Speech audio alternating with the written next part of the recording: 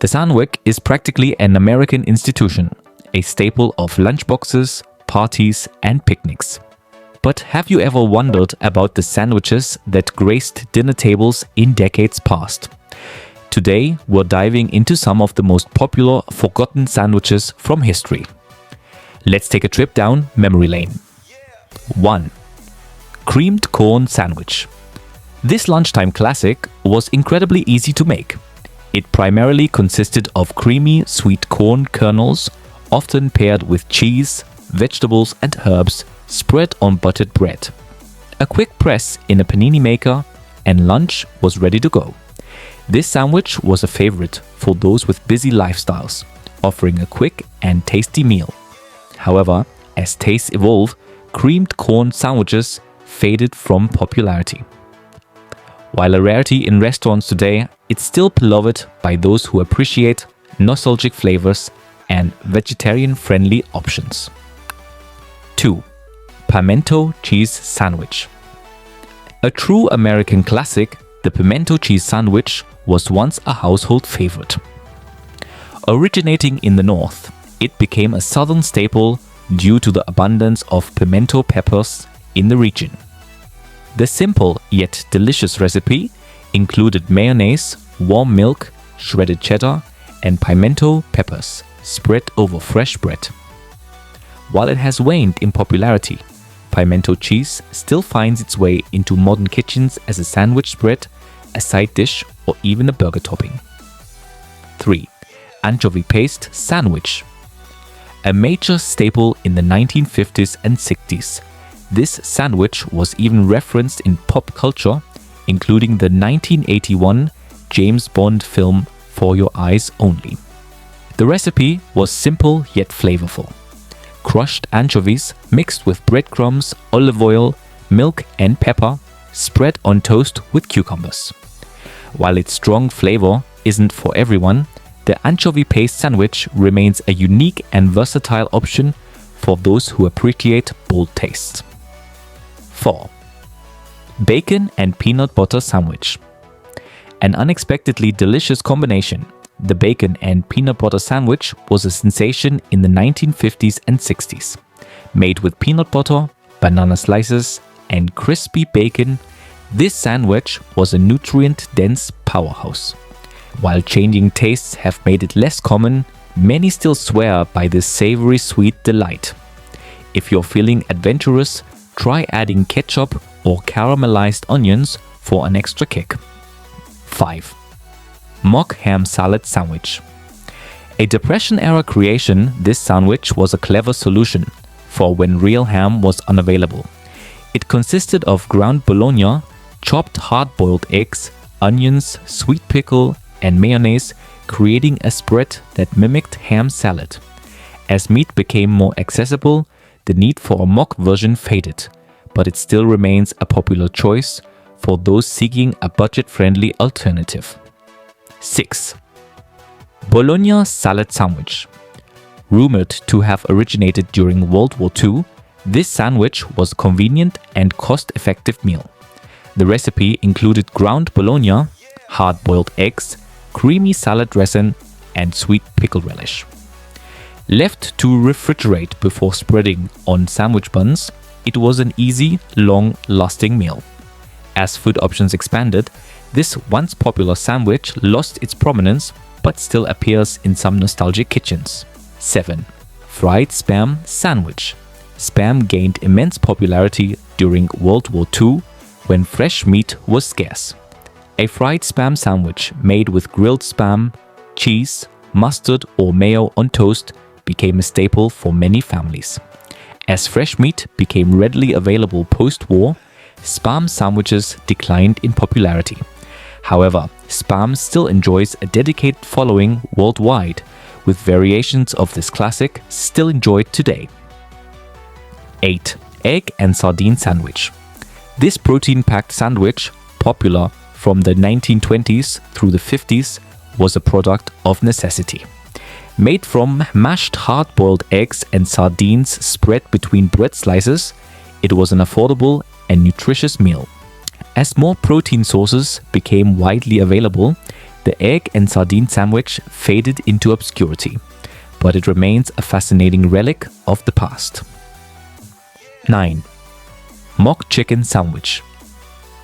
Another Great Depression era invention, the mock chicken sandwich substituted real chicken with a mixture of finely chopped tomatoes, a beaten egg, grated cheese, onions, herbs, and butter. This mixture was cooked into a spread and served between sandwich buns.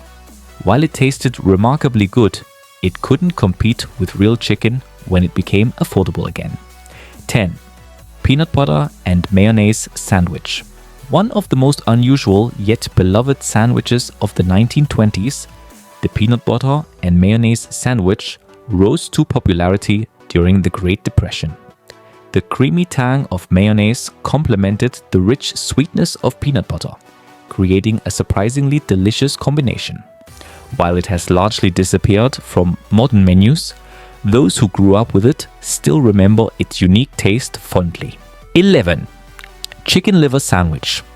A popular fixture in the 1950s, the chicken liver sandwich was a hearty meal, made by marinating and cooking chicken liver, then layering it with lettuce, tomatoes, and mayonnaise on toasted bread. It was a staple in many households. While not as widely consumed today, it still appears in select bars and diners for those with adventurous palates. Some sandwiches have stood the test of time, while others have faded into obscurity due to changing tastes and the demand for convenience. Let's take a look at some forgotten yet fascinating sandwiches that once graced dinner tables. 1. Chicken liver sandwich. This sandwich was a favorite for many, but it gradually lost popularity due to the time-consuming preparation and the shift towards simpler flavors. Despite this, the chicken liver sandwich still holds a special place in some households. 2. Banana and mayonnaise sandwich. At first glance, combining mayonnaise with bananas might seem odd, but this southern comfort food was once a beloved treat. The creamy tanginess of the mayo complemented the banana's sweetness, making for a surprisingly delicious bite. However, as people moved away from unconventional flavor combinations, this sandwich fell out of favor. 3. Potted meat sandwich. Potted meat, a soft, preserved meat paste, was a convenient way to enjoy a sandwich when refrigeration was limited. Simply spread butter and potted meat between slices of bread for a quick meal. As food preservation methods improved, the need for potted meat diminished, and this sandwich became a relic of the past. 4. Deviled ham sandwich. This spicy ham spread sandwich gained popularity in the late 19th century, with its flavorful mix of ground ham, mayonnaise, mustard, garlic, onions, paprika, and celery salt. However, the preparation time and the shift toward fast food made this once popular sandwich less common over time. 5. Cheese and Marmite sandwich. Marmite, a strong flavored yeast extract paired with cheese made for a bold sandwich choice. Its distinct savory and salty taste was either loved or loathed. As food options expanded, this once common sandwich lost its widespread appeal.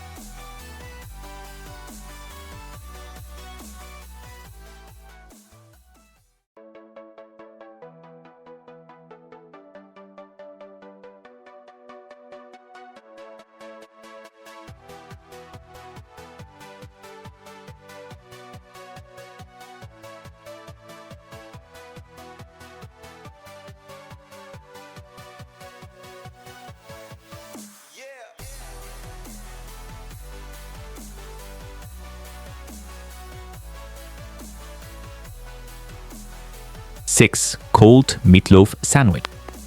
A comforting southern classic, this sandwich consisted of turkey meatloaf, white bread, butter, cheese, and a hint of mayo. Optional toppings like ketchup, tomatoes, hot sauce, or bacon added extra flavor. Despite its nostalgic charm, the shift toward quick and easy meals pushed this sandwich into obscurity. 7. Corned beef tongue sandwich. A high-effort, high-reward sandwich, this dish required slow-cooked beef tongue, combined with carrots, onions, garlic, bell peppers, paprika, and more. While once considered a gourmet home-cooked meal, its labor-intensive process made it less suitable for the fast-paced modern lifestyle. 8. Chicken and cranberry sandwich. This sandwich was a product of the early 20th century's love for cranberry-infused recipes. The combination of shredded chicken, mayo, green onions, dried cranberries, apples, pecans, lime juice, salt, and black pepper created a unique balance of sweet and savory. However, as simpler flavors became the norm, this sandwich faded from popularity. 9. Scrapple sandwich. Scrapple, a seasoned meatloaf made from pork scraps, was a staple in many American homes. Combined with eggs, cheese, and white bread, it provided a hearty breakfast option. Though still enjoyed in some regions, it became less common as people opted for faster morning meals. 10. Head cheese sandwich. Head cheese, a cold cut made from cooked and pressed pig parts, was once considered a gourmet ingredient. When paired with mayonnaise, mustard, and pickles, it made for a rich and flavorful sandwich. However, its unusual ingredients and intricate preparation process led to its decline in popularity. While these sandwiches may not be as popular today, they each have a unique place in culinary history. Have you ever tried any of these? Which one would you bring back?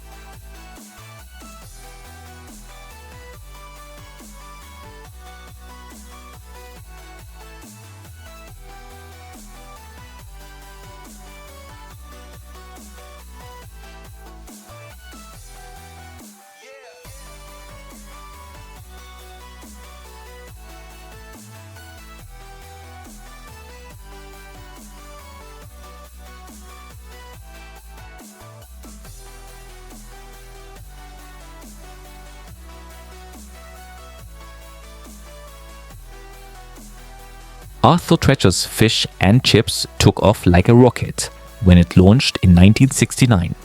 By the mid-70s, the chain had expanded to over 800 locations, bringing a taste of the British seaside to American shores. At a time when burgers reigned supreme in the fast food world, Arthur Treacher's offered something different for seafood lovers. But let's be honest, how many people really knew who Arthur Treacher was? While the restaurant was named after the British actor, customers were far more interested in his fish frying expertise than his filmography. The battered North Atlantic cod fillets, fried to golden perfection, had a signature crunch that was music to the ears. Pair that with thick hand-cut fries and you had a meal that felt like a mini vacation, minus the seagulls and unpredictable weather. And who could forget the hush puppies? Were they necessary? Not really. Did people love them? Absolutely. For those looking to break free from burger monotony, Arthur Treacher's was the place to be. But in a fast food market dominated by burgers, the tides eventually turned. The chain struggled to keep up, and as time passed, its once thriving locations dwindled. Today, it's hard to find a place still serving that iconic buttered fish, leaving many wondering why it faded away. Speaking of forgotten favorites, let's talk about Stuckey's. Stuckey's began as a humble pecan stand on the side of a Georgia road in the 1930s. But by the 1970s, it had transformed into a nationwide road trip icon with over 350 stores. If you were cruising down America's highways back then, a Stuckey's stop was almost inevitable. It was where travelers fueled up, grabbed a bite, and loaded up on souvenirs they'd probably regret buying later.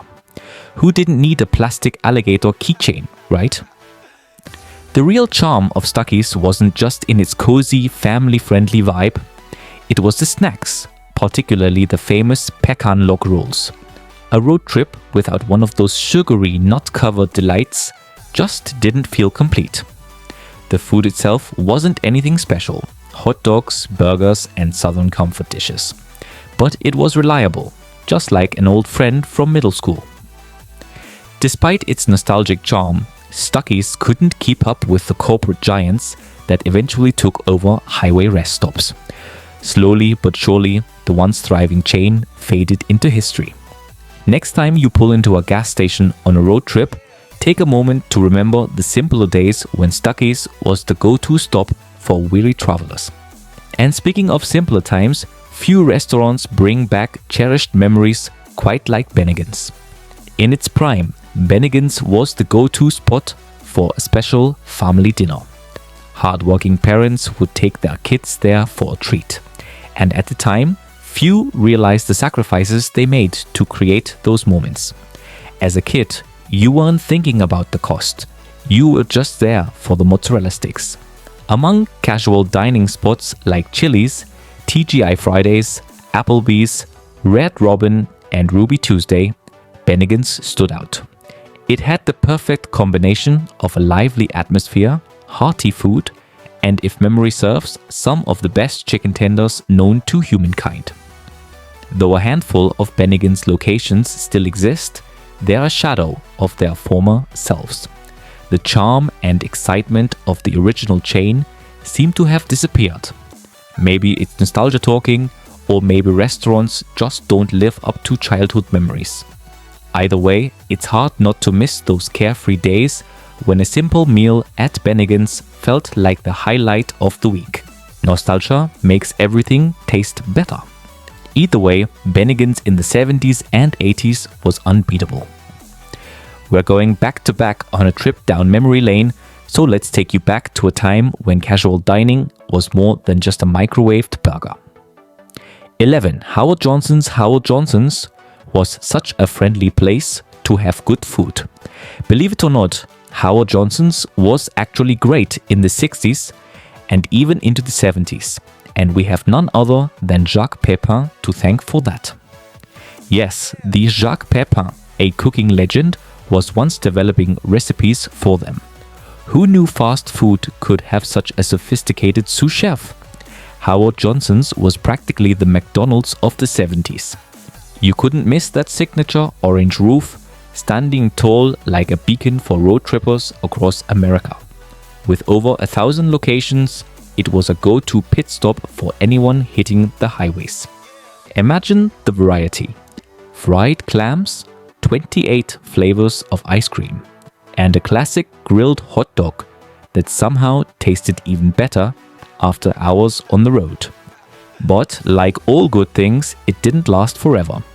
Mix in some questionable management choices and those famous orange roofs started to disappear. By the early 2000s, only one location remained. And in 2017, it finally closed its doors for good. Now, Howard Johnson's is just a distant memory. But let's be honest, did anything ever taste as good as you remember? 12. Lum's, where burgers were cooked to order and beer was on the menu. Lum's started in the early 1950s as a humble hot dog stand in Miami Beach, founded by two brothers with big dreams and a love for hot dogs and beer. By the 70s, Lum's had grown into a national chain with its own quirky spin on fast food. What set Lum's apart? Beer. They were one of the first chains bold enough to serve beer alongside their menu. A cold brew with your hot dog? Now that's an upgrade. The menu was a mixed bag. Hot dogs, burgers, and the pièce de résistance, their famous steamed beer-buttered buns. Seriously, who knew buns could taste that good? Lum's hot dogs wrapped in those steamy buns made every bite feel first class. And let's not forget the Lum's special. A hot dog so loaded with toppings, it could probably double as a building. The vibe was dark wood paneling, a bar in the corner, and an atmosphere that felt more like a local pub than a fast food joint.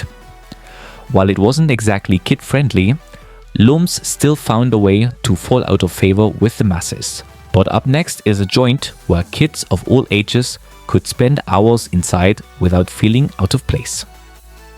13. The Brown Derby. What was the Brown Derby like? Imagine eating prime rib, and there's a chance the person at the next table is a movie star, or at least someone playing one. How's that for ambience? Established in 1929, the Brown Derby quickly became the spot to see and be seen in Hollywood. I mean, when your building is shaped like a derby hat, how could you not attract attention? The original location on Wilshire Boulevard became the go-to hangout for movie stars, producers, and anyone who wanted to rub elbows with Hollywood's elite. By the 70s, the Brown Derby had expanded to multiple locations, even landing one at Walt Disney World. The menu was just as iconic, with the legendary Cobb salad, created by the owner, Bob Cobb, yes, that's his real name, alongside prime rib, fried chicken, and other classics. The decor was just as memorable, with walls lined with caricatures of the famous patrons who dined there. But even star power couldn't save it from going under. Still, at least its downfall wasn't as dramatic as the next restaurant on our list. 14. Chi-Chi's Celebration Sampler.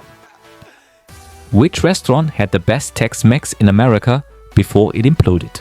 Do you really need us to tell you? Founded in Minneapolis, Chi-Chi's quickly became the go-to spot for Tex-Mex cuisine. With its vibrant decor and festive atmosphere, the restaurant was a celebration of culture and flavors. By the late 70s, Chi-Chi's had expanded rapidly, boasting over 200 locations and introducing dishes that would become Tex-Mex staples. Who could forget the signature crispy nachos piled high with melted cheese, jalapenos, and all the toppings? And what about those iconic chimichangas? Chi-Chi's was on fire until it wasn't. A combination of financial mismanagement and one disastrous foodborne illness outbreak led to its eventual downfall. By the early 2000s, Chi-Chi's was all but gone, leaving only memories of sizzling fajitas and frozen margaritas. These restaurants may be gone, but the nostalgia they bring still lingers. Whether it was a plate of fried clams at Howard Johnson's, a beer-steamed hot dog at Lum's, or a larger-than-life Tex-Mex feast at Chi-Chi's, they all played a part in shaping the golden age of dining out. Chi-Chi's created an experience that invited diners to immerse themselves in a lively atmosphere with a margarita in hand. It felt like a mini vacation, right? The restaurant was known for its generous portions and family-style dining, making it the perfect spot for gatherings. But did Chi-Chi's keep up? Some of you must have absolutely loved it. Maybe you always ordered their Monterey chicken enchiladas. But then disaster struck. In one terrible year, a Chi-Chi's in Pittsburgh was hit with a hepatitis A outbreak, traced back to contaminated green onions from Mexico. After that, no one wanted to set foot in a Chi-Chi's again. Next up is a more wholesome story, but that doesn't mean anyone would want to touch this restaurant with a 10-foot pole right now. 14. Victoria Station. When we say Victoria Station was a cut above, we mean it. Like its famous prime rib, cooked and cut to perfection, all aboard the steakhouse train. Truth be told, Victoria Station's origin isn't exactly the stuff of legend, but the story behind its 3-generation legacy of grilling fine steaks is worth sinking your teeth into. Back in the day, when the British governed Malaya, they were too busy with croquet and afternoon tea to worry about cooking. Naturally, the task fell to the butler. But even the most dedicated butler needed help, so he hired kitchen staff. And these weren't just any cooks.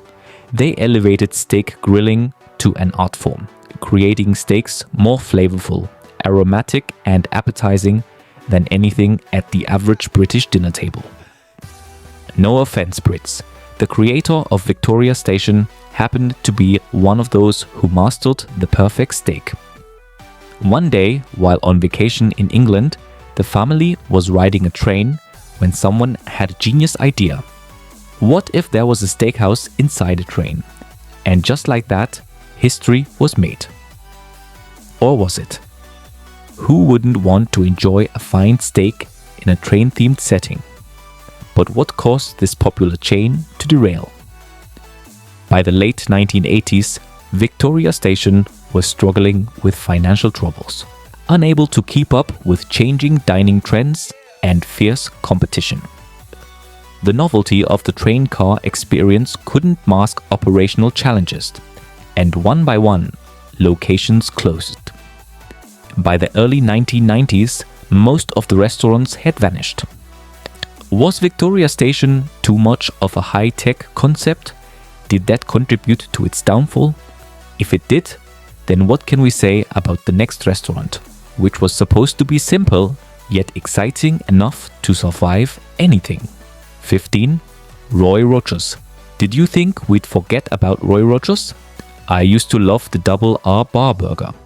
I make my own now, but it's just not the same. Founded in the late 1960s, Roy Rogers was named after the beloved cowboy actor and singer, quickly becoming a staple for families seeking hearty meals. Its first restaurant opened in Virginia, and by the 70s, the chain had over 600 locations. It combined the excitement of the Wild West with quick dining. Who wouldn't want to eat in a place that felt like stepping into a cowboy movie? The star of the show was undoubtedly the roast beef sandwich, served with a variety of fixings. But it didn't stop there. The chain also offered fried chicken, burgers, and their famous Fixins bar, where diners could load up on toppings and sauces. Remember the thrill of customizing your sandwich just how you liked it? And let's not forget the crispy fries that always seemed to disappear too quickly. So, what happened? Whatever it was, it hit hard. Roy Rogers plummeted from the heights of dining to the bottom of the barrel. Speaking of the bottom of the barrel, Let's talk about a restaurant that knows it all too well. 16. Shoney's Big Boy. Shoney's Big Boy sure made a big deal about quality. Originating in the late 1940s, Big Boy and its distinctive mascot, a cheerful figure with a double-decker burger, became an American icon. Shoney's was like a home away from home at its peak. Who needed a kitchen when a Shoney's was right around the corner? The menu was a buffet of comfort food, featuring the signature Big Boy Burger, a juicy double-decker topped with lettuce, tomato, and special sauce. But the real draw? The all-day breakfast offerings, fluffy pancakes, sizzling bacon, and omelets that could satisfy even the heartiest appetite. Can you remember the joy of digging into a plate of crispy, perfectly seasoned hash browns? Families flocked to Shoney's for its generous portions and all-you-can-eat salad bar, making it a go-to spot for birthdays and graduations. While it may be gone now, the original still holds a special place in people's hearts. If you're looking for a taste of the past, you can still visit Bob's Big Boy in Pasadena, California. But let's be honest, the meals just don't hit the same as they used to. 17. Steak and Ale, a taste of affordable luxury. Before steak and ale, the idea of enjoying a filet mignon or ribeye in a casual restaurant seemed out of reach for most families. But in 1966, Norman Brinker changed the game when he opened Steak and Ale in Dallas. This wasn't just another steakhouse, it was a revolution in casual dining. Brinker's genius lay in making quality steaks accessible to middle-class families, elevating the dining experience without the high-end price tag. But Steak and Ale didn't just stop at good steak, it also introduced the first ever salad bar. That's right, the buffet-style salad bars we take for granted today got their start here, or at least that's what most people say. What really made the restaurant stand out? The rustic wood-paneled walls, dim lighting, and the rich aroma of sizzling steaks, all creating an English pub-inspired ambience that felt both cozy and upscale.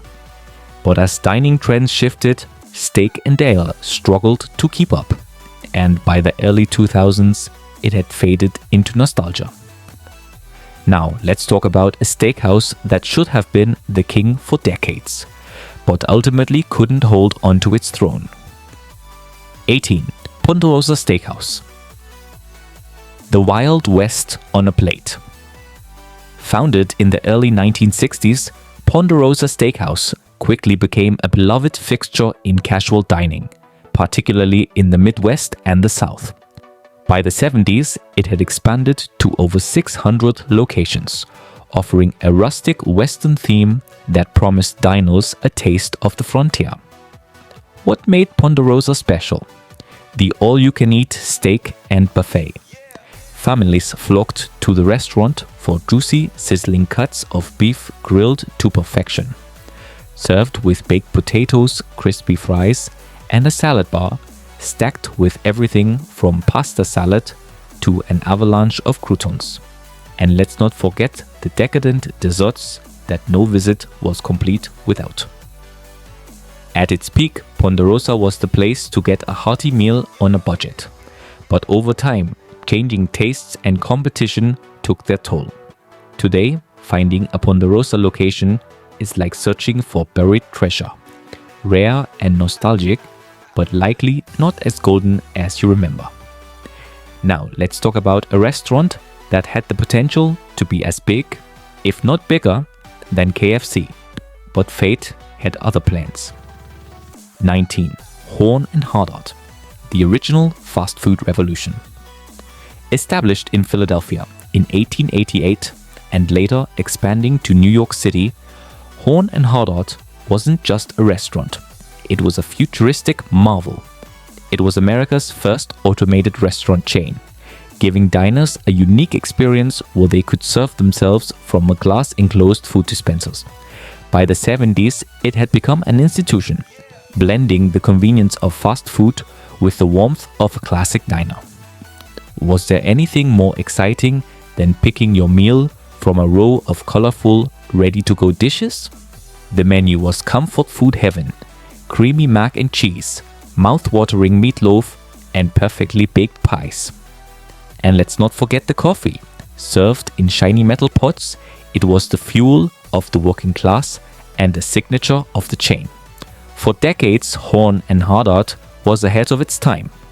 But with the rise of modern fast food chains and changing consumer habits, it couldn't keep up. By the turn of the century, its locations had all but vanished, leaving behind only memories. So, which of these legendary restaurants did you get to experience?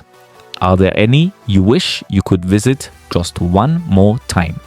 Let us know in the comments. And as always, don't forget to like, subscribe, and share this video with your foodie friends. See you next time.